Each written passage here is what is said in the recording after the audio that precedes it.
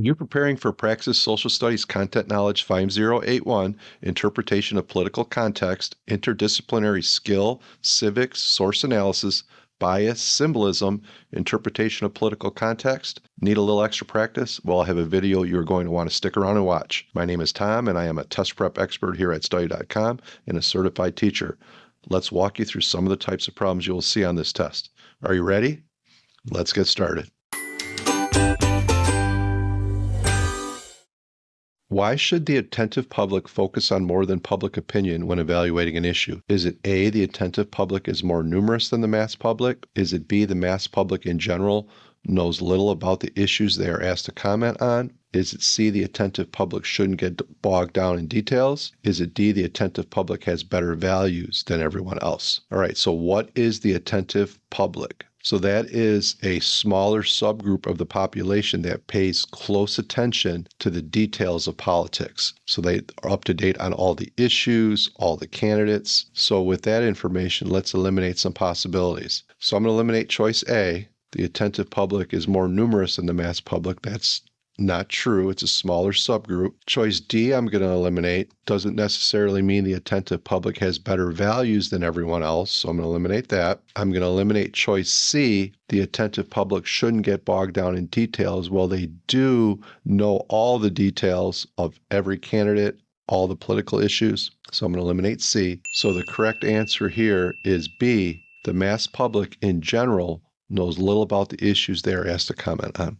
A Democratic president has finished their 2 terms in office. The Democratic nominee is considering whether to invite the current president on the campaign trail. How should the nominee best make this decision? A, based on the recommendation of the Democratic Party. B, based on whether or not the incumbent is popular in Congress. C, based on the incumbent's stance on terrorism. D, based on the incumbent's performance. All right, so let's eliminate some possibilities. I'm going to eliminate C. The incumbent stance on terrorism is one issue, so that's not going to make our decision on whether to bring them on the campaign trail or not. It's just one issue, and terrorism is something we can all agree on is bad.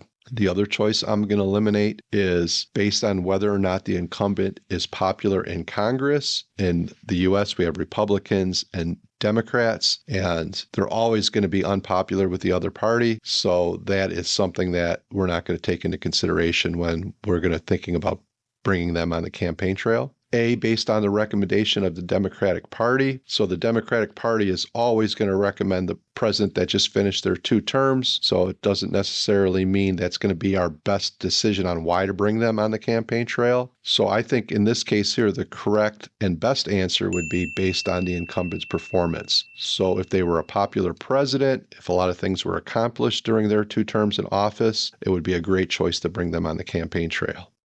A labor union is trying to push through a bill in Congress that would require a $15 minimum wage at the federal level.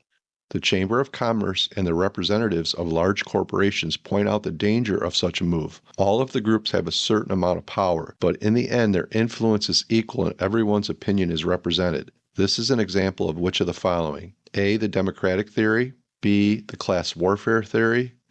C, the elitist theory, or D, the pluralist theory. So the key in looking at this problem is all of the groups have a certain amount of power and their influence is equal and everyone's opinion is represented. So that is going to eliminate the elitist theory, which there's only a select few elite that are making the decisions and hold all the power. It's also going to eliminate the class warfare theory, where we have the haves and the have-nots, where you have people of power and wealth and poor people, a lot of times working class people.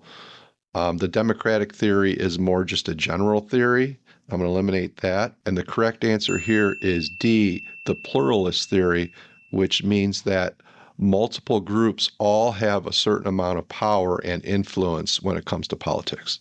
The Cold War period illustrates which of the following? A, an imbalanced distribution of power. B, a multipolar world. C, a bipolar world.